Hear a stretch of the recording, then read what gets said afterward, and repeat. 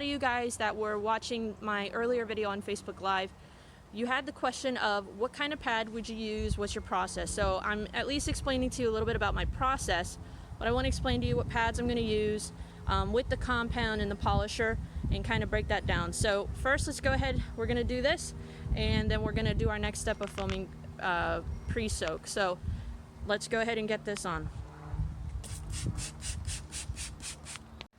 Alright, so we've gone ahead and let this sit for about 1 or 2 minutes.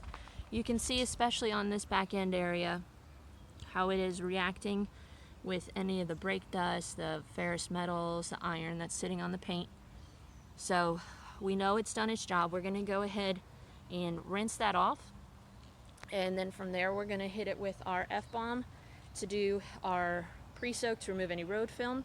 A lot of people would say, you know, in your process, if you're not going to be polishing, that you would want to, you know, do your pre-soak to remove the road film, then from there rinse it off, then do your contact wash. Because I am correcting, my process is going to be a little bit different on this one, and I'm going to foam it with the F-bomb, and I'm going to do my contact wash at the same time to skip a step. And from there we will then rinse that off, do our clay bar treatment, and I'll show you guys in a minute, you know, how I kind of think through which clay method is going to be the best. So let's go ahead and rinse this off, and then we will do our foaming pre-soak.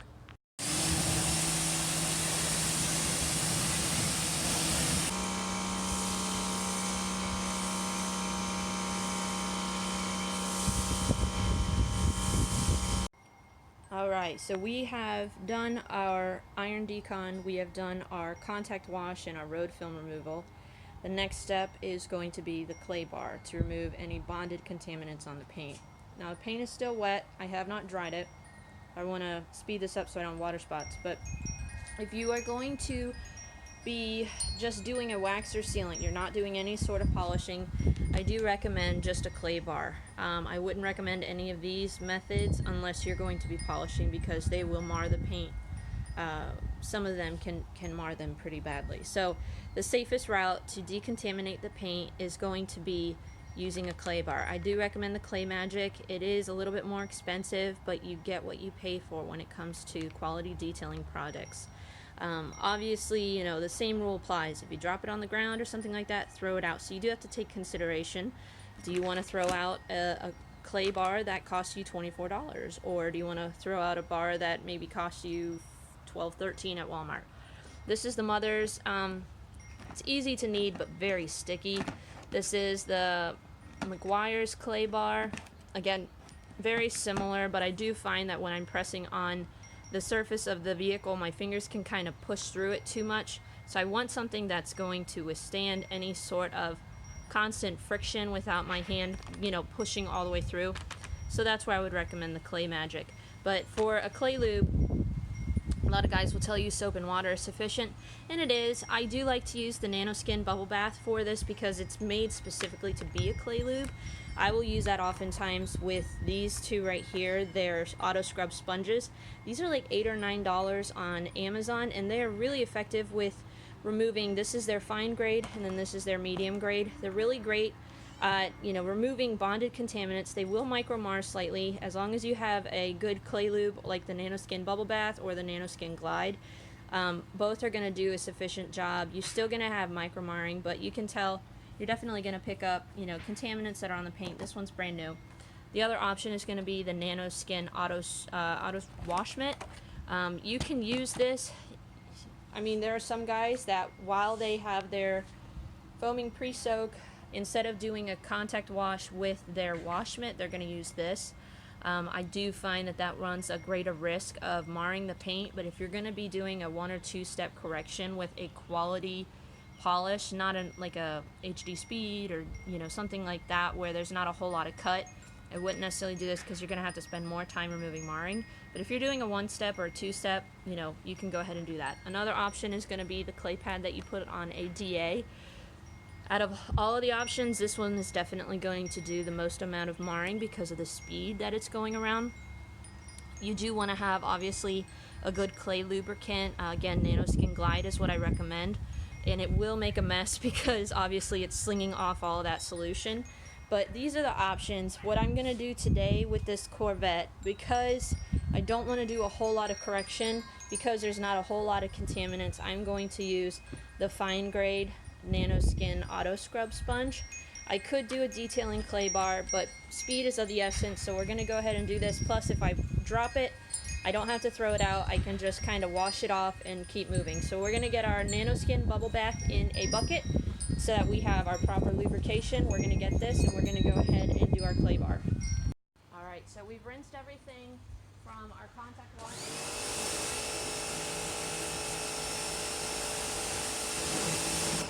We're going to clay bar. I do like to wet the panel beforehand. We've got Nanoskin bubble bath. I put maybe this much water in a bucket and probably, I'd say 2 capfuls of soap. For me, you can't have too much lubrication when it comes to clay bar. I've got my sponge here, and we're going to go ahead and clay the surface. Now, for any of you who clay barred, skip this process. It's very straightforward. But for those of you who have said, how do you clay? You're going to want to obviously wet your panel, make sure it's nice and cool. No pressure. Nice back and forth movements. You will hear and feel when the clay has done its job and when it's moving on. Hey guys, so let's talk pad selection. Now, a lot of times I can't necessarily cover everything. You know, if you have questions, feel free to send those to me. But for this specific paint, Corvette, you can Google it, but you can also trial and error it. But Corvette is typically hard paint, medium hard.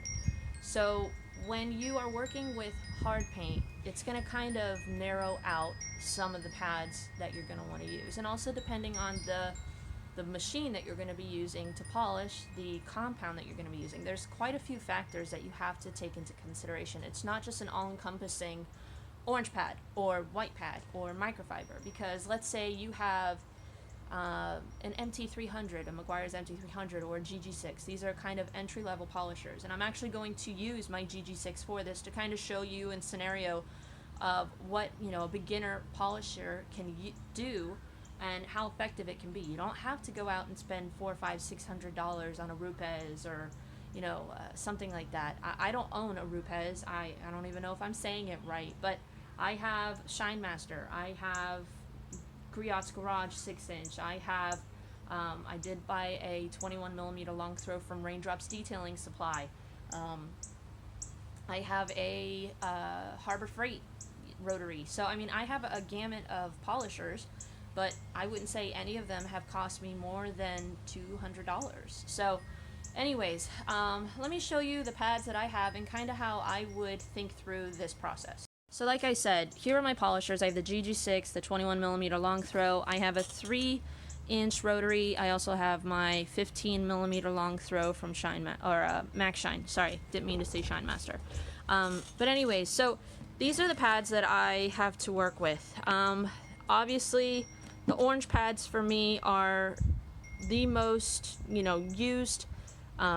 If I'm going to be using an all-in-one for either HD Speed, DPC Flash, Flash Pro, D166 from Meguiar's, if I'm even using a medium cut, sometimes even a heavy cut compound, this will cut well and finish down well. So oftentimes if you're wanting to do less steps but you're not going to be as aggressive and cut your orange pads, and these are just a variety from Lake Country, Americana Global. I have the HDO, the Force, things like that. I also have, these are the yellow cut ones from Lake Country. These are going to be your heavier cut. You could use this in a scenario like the Corvette or for hard paint, but I do find that, you know, they may finish down all right, but they're not going to be as clear. Then you have your white pads. These are going to be exclusively for newer paint, softer paint. I wouldn't necessarily use this for a one-step or for an all-in-one. It will polish well, but it won't cut as well. You're going to finish down, you know, with a definite amount of gloss, but you may not remove as much of the swirls and scratches and things like that. And obviously you have your finishing pads. Those are going to be more for your final step. If you do have any sort of micro marring from your microfiber pads, or if you are doing a heavy wool pad and you have micro marring, either the polishing pad or the finishing pad. They're going to be great for kind of removing those, even holograms, going to be removing those things. So, you know, this is where I would say polishing pads and finishing pads would come into play if you have newer paint with hardly any scratches on it, you're just wanting to do kind of a refining polish, or if you have micromarring from a heavy cut, either a microfiber or something like that, if you need to refine it from there, if you have holograms or things like that. So that's where these would come into play, and the orange are kind of going to be your, you know, more people are going to use these ones to do cut, because your typical customer, their budget is not going to be $300-400 for correction. If you're doing a one step, you're wanting to have good cut but good finishing, this is going to be the pad for you to choose. Now, I will say that would be for softer paint. If you are more in the hard paint scenario, I would say these are some options for you right here. Now, this is the Max Shine blue, blue pad. I don't remember, it's their high definition, and then this is their green one. This is very coarse. These I used to use a lot. In fact, I have a lot of brand new ones downstairs that I don't know if I'm going to continue to use them, because they're very aggressive. They're meant to keep the compound and things like that on the surface of the pad and not break down to it. So these are going to do a lot of heavy cutting, as well as the Meguiar's, what are these even? What are these called? What's the official name? Foam cutting disc. Sorry, there's so many. You also have the Rupes coarse wool pad, the Rupes medium wool pad. We'll get into that in a second. The Lake Country purple low lint wool pad, some of their lamb's wool. This is their cutting pad. These are really great if you're going to be using rotary or even your long throws if you want to do heavy cut but finish down really well. But they do throw some fiber sometimes.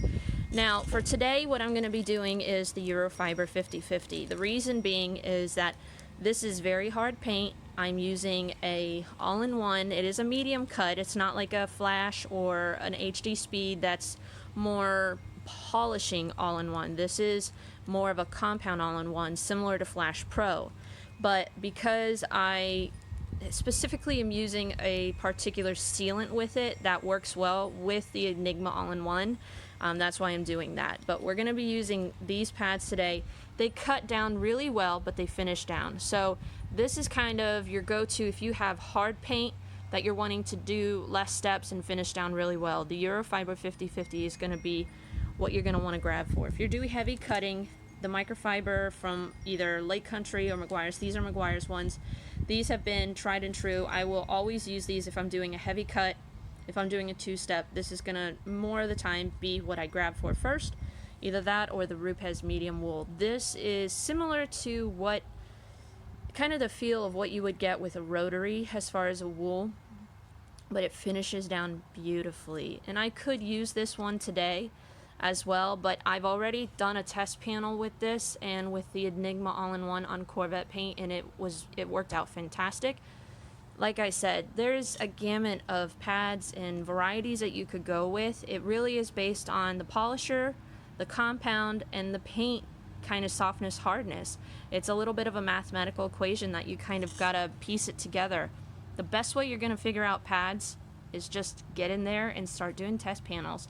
Obviously, they always say start with the least aggressive method and move your way forward. So if you're unsure about the paint, if it's soft or hard, you're going to want to start probably here. If that doesn't do it, then you're going to probably go to here. And if that doesn't do it, you could go here, or Eurofiber, or the microfiber cut, or the Rupes wool. It really all depends, or even the Max Shine blue. It depends on what brand you're using, you know, what direction you want to go, how you're going to finish out.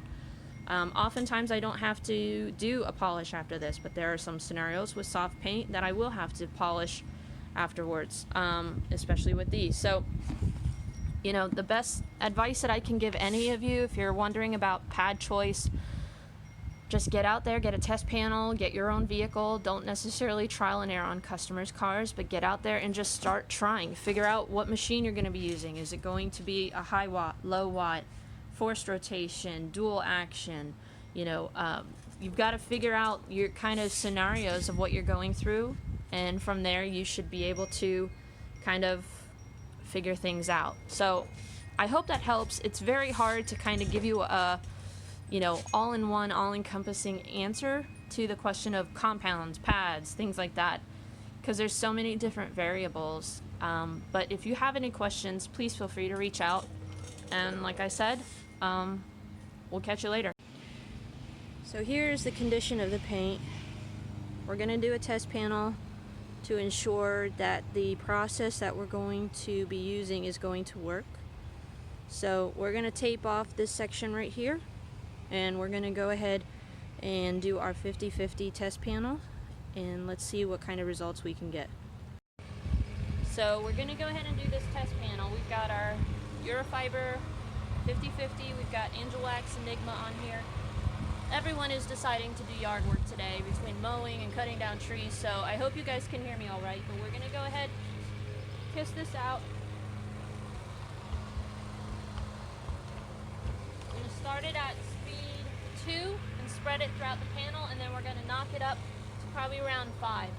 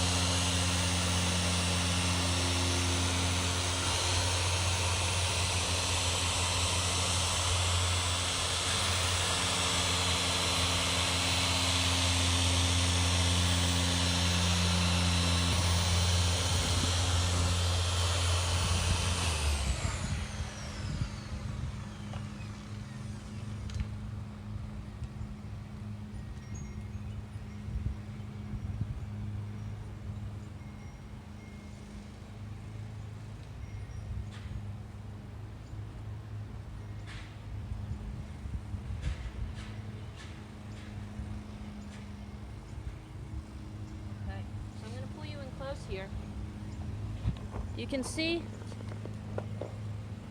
we've definitely made an improvement.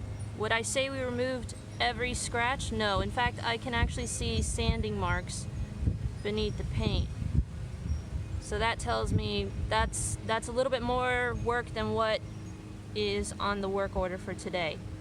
But for what it is, for a all-in-one, for a medium cut, this did a great job of finishing down well.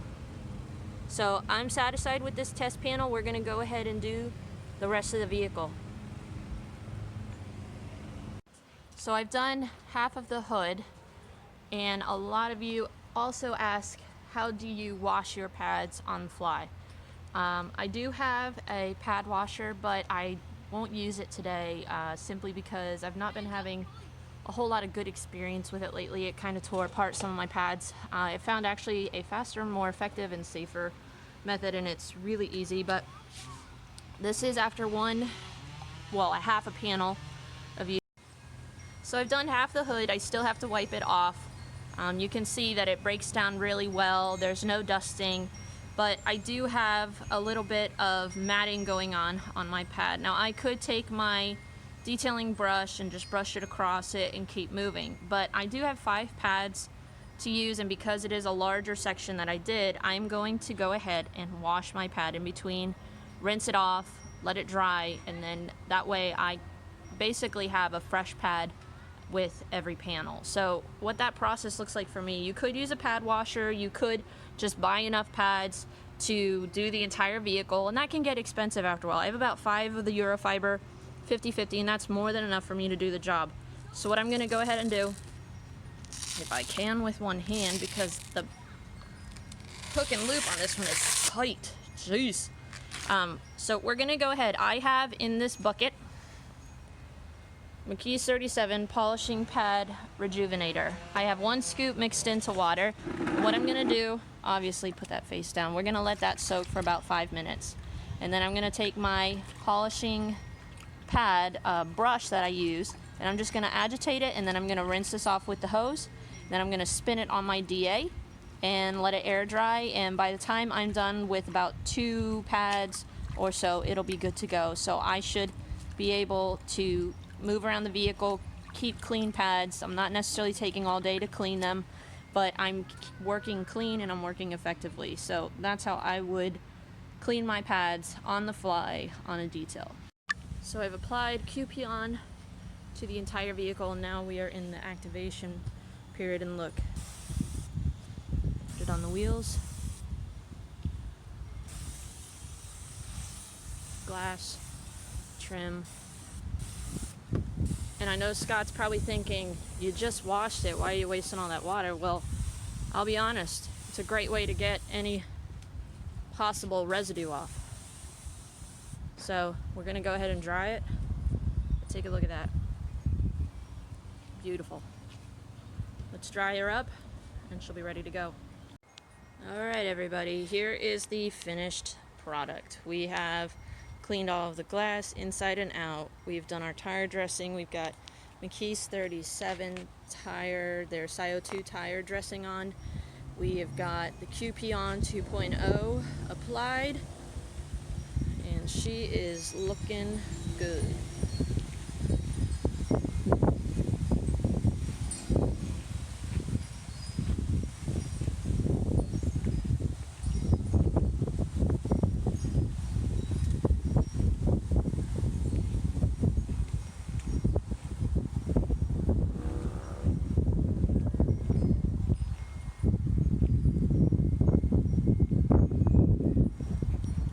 So I know this was a really long video, and I appreciate you guys watching, but I hope you enjoy kind of the process of how something like this is done.